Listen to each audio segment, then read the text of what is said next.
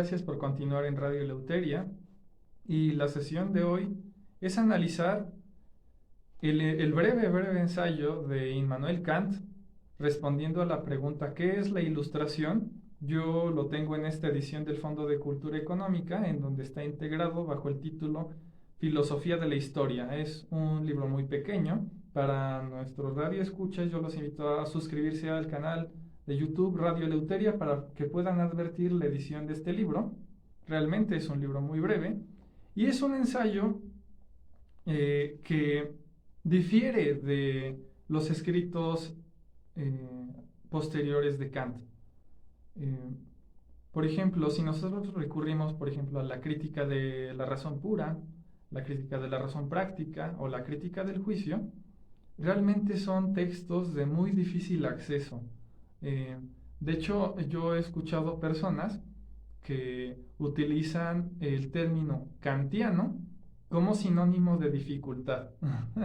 Y sí, no está fuera de lugar ese tipo de expresiones, ya que las tres críticas de Kant son realmente muy complejas, son difíciles de entender. Sin embargo, este pequeño ensayo, que es la ilustración, es realmente muy accesible. Y bueno, ¿de qué va? A grandes rasgos,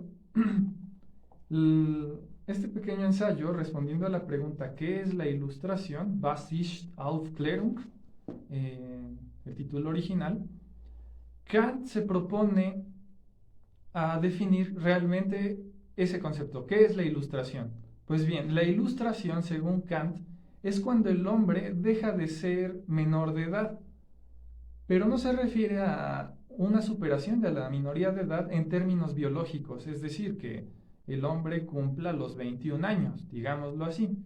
En todo el mundo se establece, bueno, en la mayoría de los países se establece que a los 21 años ya el ser humano ya ha superado la minoría de edad. No, Kant no se refiere a ese tipo de minoría de edad. Kant se refiere a una minoría de edad en el que el hombre, así tenga 21, 60 años u 80 años, sigue dependiendo de alguien para, para gobernar su propia vida. Eso es a lo que se refiere Kant cuando habla de minoría de edad.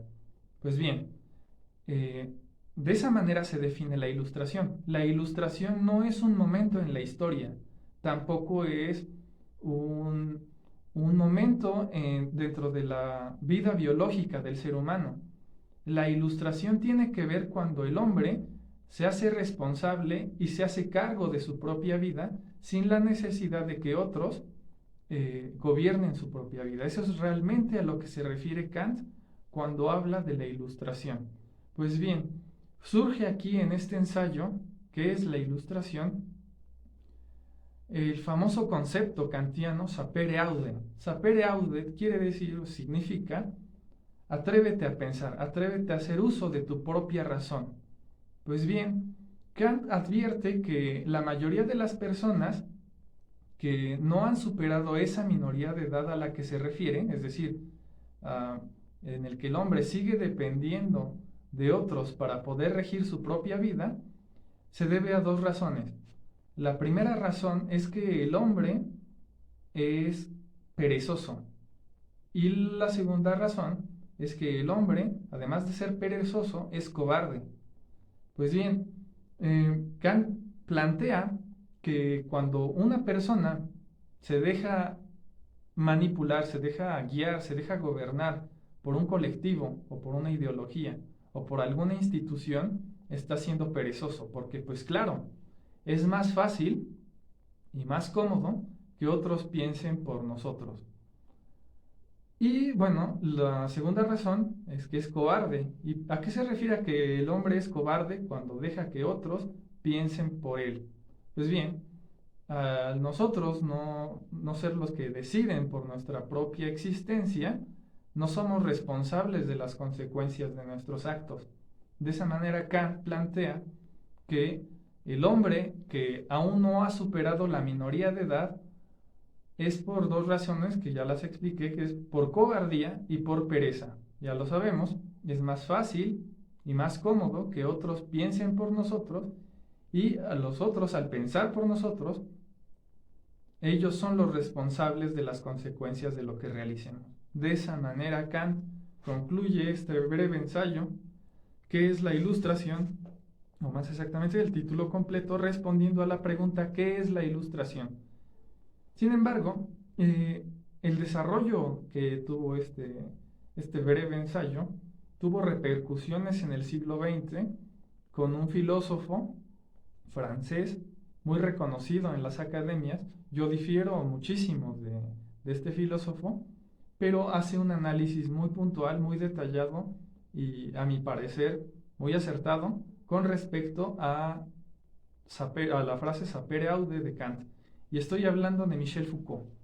Michel Foucault tiene una serie de libros que actualmente publicó el Fondo de Cultura Económica bajo el título El gobierno de sí y de los otros. También tiene otro que es la hermenéutica del sujeto. Y más exactamente en estos dos tomos, que es el gobierno de sí y de los otros, plantea un estudio de la parresía. La parresía es una palabra griega antigua que significa hablar verazmente. La parresía consiste en una forma de emitir un juicio que es verdadero hacia un poder superior al locutor, a aquel que emite la locución. Pues bien, es un tanto difícil de explicar este término, la parresía, pero básicamente consiste en esto: es una forma de emitir un juicio de verdad hacia una autoridad que tiene el poder de suprimirnos, de censurarnos, de destruirnos. Por lo tanto, es de manera ascendente, es decir, desde el que está abajo hacia el que está arriba. Eso es lo que significa parresía. Y bueno, los orígenes de esta palabra, de acuerdo a las lecturas que realiza Michel Foucault y que expone en sus clases en el Collège de France, que es el Colegio de Francia, donde él daba clases, y que fueron de alguna manera recuperadas esas clases gracias a las grabaciones que hacían los alumnos, y que posteriormente esas grabaciones fueron reescritas en los libros que actualmente podemos conseguir en el Fondo de Cultura Económica. Y pues bien, la parresía consiste en eso. Consiste en emitir un juicio de verdad desde una posición inferior, es decir, vulnerable hacia el poder. De esa manera es ascendente, nunca puede ser descendente.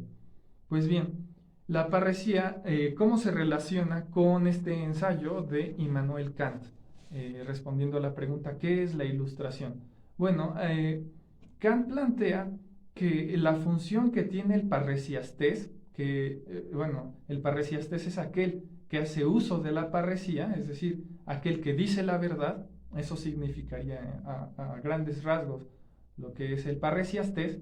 Bueno, la función que tiene el parresiastés no solamente es criticar al poderoso, sino además enseñarle a gobernar.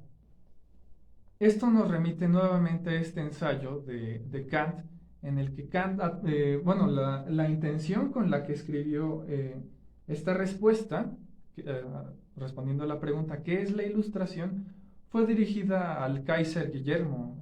Fue un emperador prusiano del siglo XVIII, y Kant escribe este ensayo de alguna manera conmemorando las funciones políticas del Kaiser Guillermo, porque el Kaiser Guillermo permitía la libertad de expresión en lo que era el imperio prusiano. De esa manera Kant alaba esta decisión de este político y aristócrata prusiano.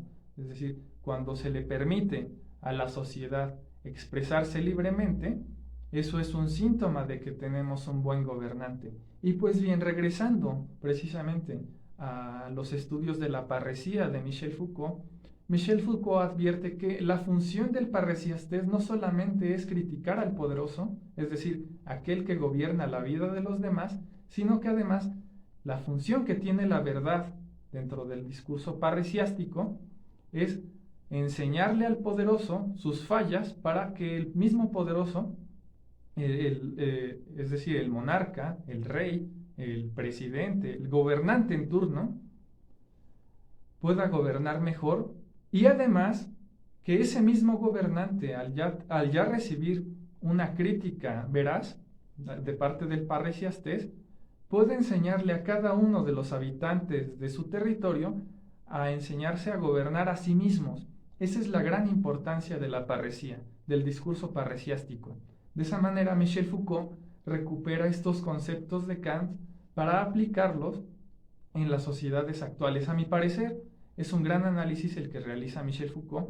Recupera precisamente el término etimológico a partir de las obras de Eurípides, especialmente en Hipólito, es en Hipólito y en John.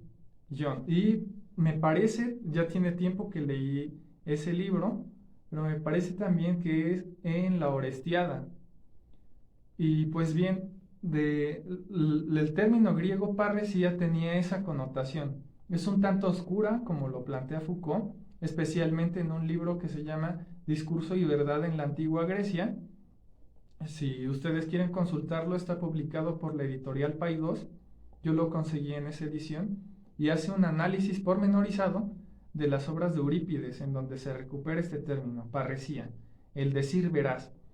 Y también con respecto a quien ejerce la parresía, quién es el parresiastés, aquel hombre que habla verazmente y que se expone al peligro de parte de un poderoso con respecto a la censura o a la propia destrucción. De hecho, las características que enumera Michel Foucault con respecto a lo que es el parresiastés es precisamente su valor, el valor de enfrentarse al poderoso para decirle la verdad. Así que bueno, en términos generales, la parresía es la mayor, o más exactamente, la más grande forma de libertad de expresión. Pero la libertad de expresión, de acuerdo a Michel Foucault, sí tiene una gran función, que es precisamente enseñarle al poderoso, señalarle sus defectos, y un síntoma de un buen gobernante es permitirle al parresiastés criticarlo directamente y no asesinarlo o censurarlo.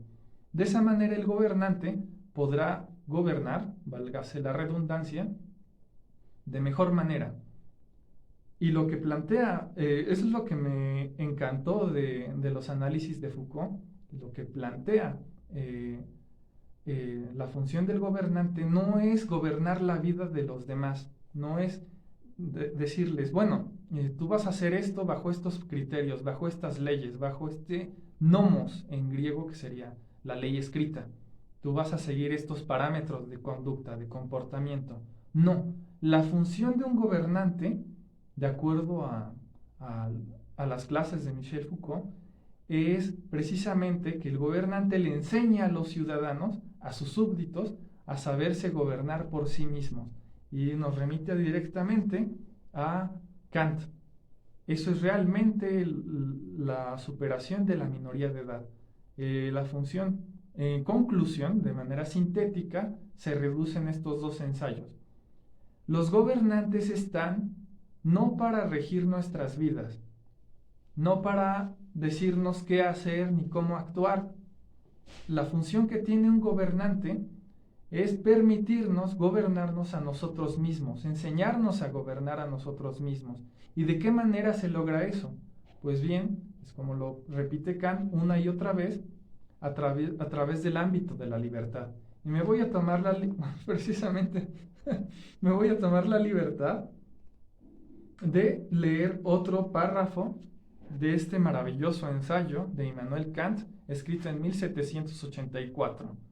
Pues bien, nos dice lo siguiente: la pereza y la cobardía son causa de que una tan gran parte de los hombres continúe a gusto en su estado de pupilos, a pesar de que hace tiempo la naturaleza los liberó de ajena tutela.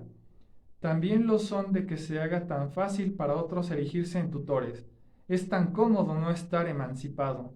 Tengo a mi disposición un libro que me presta su inteligencia, un cura de almas que me ofrece su conciencia, un médico que me prescribe las dietas, etcétera, etcétera. Así que no necesito molestarme. Si puedo pagar, no me hace falta pensar. Ya habrá otros que tomen a su cargo, en mi nombre, tan fastidiosa tarea. Los tutores que tan bondadosamente se han arrogado ese oficio, cuidan muy bien de que la gran mayoría de los hombres, y no digamos que todo el sexo bello, considere el paso de la emancipación, además de muy difícil, en extremo peligroso. después de entontecer sus animales domésticos y procurar cuidadosamente que no se salgan del camino trillado donde los metieron, les muestran los peligros que los amenazarían caso de aventurarse a salir de él. Pero estos peligros no son tan graves, pues con unas cuantas caídas aprenderían a caminar solitos. Ahora que lecciones de esa naturaleza espantan y le curan a cualquiera las ganas de nuevos ensayos. Qué manera de responder con respecto a la cobardía y a la pereza. Pues sí, realmente, no es sencillo pensar por sí mismo, no es sencillo tampoco actuar de acuerdo a nuestros parámetros propios, porque de esa manera tenemos que hacernos responsables de nuestros propios actos y nuestras propias actitudes. Ahora bien, para hacer un poco más dinámico la explicación de estos conceptos, voy a recurrir a una anécdota que ocurrió precisamente en la universidad, en la UAM, la Universidad Autónoma Metropolitana, cuando yo estaba estudiando la maestría, y teníamos un profesor alemán, el profesor Christian Sperling, una persona muy educada. Sin embargo, tuvimos una discusión con respecto a qué tan libres somos de actuar en la sociedad actual. El tema de la clase fue con respecto a qué tipo de público consume qué tipo de libros. Y pues bien, se llegó a la conclusión de que las personas que consumen productos de entretenimiento y ocio, como son las novelas o las obras de teatro o los libros de poemarios, no son dueñas de sus actos, porque ya que hay una gran cantidad de información y de publicidad que de alguna manera condiciona el comportamiento y las decisiones de las personas. Esa fue la conclusión del profesor, de que el hombre en la sociedad contemporánea no es dueño de sus actos ni de su consumo. Y esto nos remite precisamente a este ensayo de Kant. ¿Por qué el hombre no es dueño de sus acciones, de sus propias decisiones? ¿Por qué no puede hacerse responsable de sus propias decisiones? Yo puedo decir, las personas son absolutamente responsables de su propia existencia. Podemos incluso remitirnos a este ensayo que escribió Hannah Arendt con respecto a Eichmann, que se titula Eichmann en Jerusalén, un estudio de la banalidad del mal, en donde nos presenta a este personaje. Eichmann se le conoce en alemán como Schreibtischtäter, que es como la traducción al español sería como asesino de escritorio o asesino de buró, porque simplemente Eichmann firmaba las actas para enviar los trenes cargados de gente hacia los campos de concentración de Auschwitz. De esa manera Eichmann trató de justificar y de quitarse esa responsabilidad de encima, diciendo, yo simplemente era yo un pequeño engranaje dentro de una gran máquina asesina. Hannah Arendt incluso cuando lo entrevista advierte que Eichmann es una persona espantosamente normal. Ella esperaba encontrarse un monstruo y no lo encontró incluso un ser patético, un hombre que de hecho resultaba educado, es decir, tenía una formación académica. Además de tener una formación académica, era una persona que no estaba demasiado influenciada por la ideología y el dogmatismo nazi de su momento. Además de eso, y lo más sorprendente es que Eichmann no era racista, no odiaba a los judíos por su condición racial. Simplemente él dijo, yo estaba haciendo mi trabajo, y al estar haciendo mi trabajo, es decir, al estar recibiendo órdenes de un superior, de esa manera yo no soy culpable de lo que haya ocurrido. Yo simplemente hacía mi trabajo, es decir, yo seguía o obedecía órdenes. Por lo tanto, la responsabilidad no es mía. A quienes tienen que juzgar es a aquellos que me emitían esas órdenes. Pues bien, regresamos a lo mismo.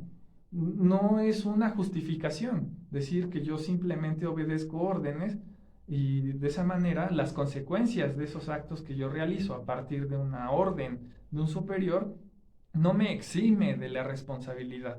El hombre es absolutamente responsable de las propias decisiones que toma. Así que si Eichmann tomó la decisión de seguir esas órdenes, se convierte en el responsable de las consecuencias de esos actos que realiza. Posteriormente, existe un estudio de psicología social que desarrolló precisamente un psicólogo. Realmente Stanley Milgram no era psicólogo, creo que me parece que era sociólogo. Pues bien, el experimento Milgram, el famoso experimento Milgram, en el que precisamente Stanley Milgram utiliza un engaño y realiza un experimento en el que un montón de personas llegan a un estudio, a un laboratorio, en donde tienen que electrocutar a una persona de acuerdo a las órdenes que le dicta una persona con bata. Para no ocupar más tiempo explicando el experimento Milgram y de qué manera consistió, yo los invito a que busquen los videos del experimento Milgram en YouTube. Ahí están muy bien explicados. A lo que llega a Stanley Milgram es que el 75% de las personas que se sometieron al experimento Milgram, es decir, al experimento de obediencia, de qué tan susceptible es una persona a obedecer las órdenes de una autoridad, 75% de los que se sometieron a ese experimento obedecieron las órdenes, fueron asertivos. Y el resto se negó a torturar con electrochoques a una supuesta persona amarrada a una silla. Yo expliqué esto en clase y el profesor erróneamente dijo, bueno, es que ese experimento lo único que demuestra es que el ser humano está condicionado por las autoridades y por el contexto. Pues bien, ahí tenemos un claro ejemplo de alguien que no sabe leer estadísticas. Si una persona dice que el 75% de los resultados asertivos se pueden redondear, nos damos cuenta que es una persona que no sabe leer datos, no sabe leer estadísticas. Porque ¿qué pasa con ese 35%? Más exactamente 25%. ¿Qué pasa con ese 25%? También se redondean, también entran dentro de este conjunto de personas que se someten a la autoridad. Claro que no. Las ciencias sociales no operan bajo esa lógica. No se puede redondear esa cifra. ¿Qué pasa precisamente con esas personas que se negaron? Lo único que nos demuestra el experimento Milgram en sus conclusiones es que las personas tienen la libertad de enfrentar a esa autoridad, de negarse a obedecer órdenes. Sin embargo, otras de las conclusiones muy acertadas del experimento Milgram nos indican que el ser humano de alguna manera está influenciado desde su infancia a seguir órdenes. Por ejemplo, Milgram lo explica desde la infancia. A los niños, cuando apenas son unos pequeños, reciben órdenes de sus padres. Y si el niño hace lo que dicen los papás, recibe un premio. Y si se niega el niño a seguir las órdenes de los papás, pues bueno, recibe un castigo. Después en la escuela, cuando el niño entra a la escuela es otro, lo que llamaría Michel Foucault, un micropoder, llamémoslo así. Es una institución reducida en donde también se rige por normas, y si el niño se niega a seguir las normas de esa pequeña institución que es la escuela, bueno, es castigado. Y si, bueno, obedece a los profesores, cumple con las tareas, hace todo lo que le dicen, es premiado. Posteriormente, cuando el niño crece y se hace adulto y entra a un trabajo, bueno, en el trabajo también es otra pequeña institución que se rige por normas, y si haces bien tu trabajo, obedeces al jefe, haces todo lo que te dicen, eres recompensado. Si te niegas, bueno, puedes ser despedido. Y en la sociedad, es decir, en la sociedad civil, en las calles, también se rigen por normas. Es decir, lo que trata de decir Stanley Milgram es que las leyes que rigen instituciones o que rigen sociedades, no determinan el comportamiento de un ser humano, pero sí influyen, de alguna manera. Sin embargo, el ser humano siempre está en la posibilidad de negarse ante ese tipo de normas, ante ese tipo de imperativos. Ahora bien, algo también muy interesante que explica Stanley Milgram, antes de que se acabe el bloque, quiero concluir con el experimento Milgram, porque es muy importante que se comprenda. Pues bien, Milgram también advierte que existen mecanismos para, de alguna manera, condicionar el comportamiento. No lo condiciona en su totalidad, pero sí lo influye. Y es precisamente los castigos que se infligen y las recompensas. Pero más allá de eso, lo que explica Stanley Milgram es que nosotros somos formados en sociedad para seguir órdenes impersonales. Esas órdenes impersonales, es decir, de figuras de autoridad que no tienen rostro, por ejemplo, una bandera, es decir, en términos nacionales, ¿no? Apelar al nacionalismo. Pues la bandera es una autoridad impersonal. O por ejemplo, las medallas que cuelgan en el pecho de un militar. Pues bien, nosotros no nos fijamos en quién es ni de dónde viene, sino nos fijamos en esas medallas. O también nos dejamos regir por figuras de autoridad sin rostro, como por ejemplo, es decir, figuras de autoridad impersonales, como por ejemplo el nombre de una empresa o la categoría espiritual de cierta persona, es decir, un sacerdote. No nos importa quién es ni de dónde viene, sino qué ropa está utilizando y qué cargo tiene en una institución. Es lo que nos explica Stanley Milgram. Nosotros somos formados en sociedad para obedecer las órdenes de figuras de autoridad impersonales que no tienen rostro, es decir, no importa quién sea, sino qué cargo ocupa. Y pues bien, apelamos a las banderas, a la ideología también. La ideología es una figura de autoridad impersonal porque nos regimos de acuerdo a las normas que establece la doctrina, no lo sé, marxista o la doctrina islámica. Es a lo que se refiere Milgram. Y pues bien, yo los invito a quedarse en nuestro último bloque para cerrar precisamente con este tema de la ilustración de acuerdo a Immanuel Kant. Muchas gracias por continuar en Radio Eleuteria y pues bien, para finalizar precisamente con este ensayo que se encuentra en este libro, Filosofía de la Historia, de Immanuel Kant, respondiendo a la pregunta ¿qué es la ilustración? Pues como conclusiones generales podemos tener lo siguiente. El principio fundamental para acceder a la ilustración, es decir, para superar la minoría de edad, para ser precisamente autónomos, gobernar nuestra propia existencia, es precisamente en el ámbito de la libertad. Si no hay libertad, no hay manera de poder librarnos de la minoría de edad y de esa manera no acceder a la ilustración, a esta etapa en la que el hombre se vuelve completamente autónomo de su propia existencia.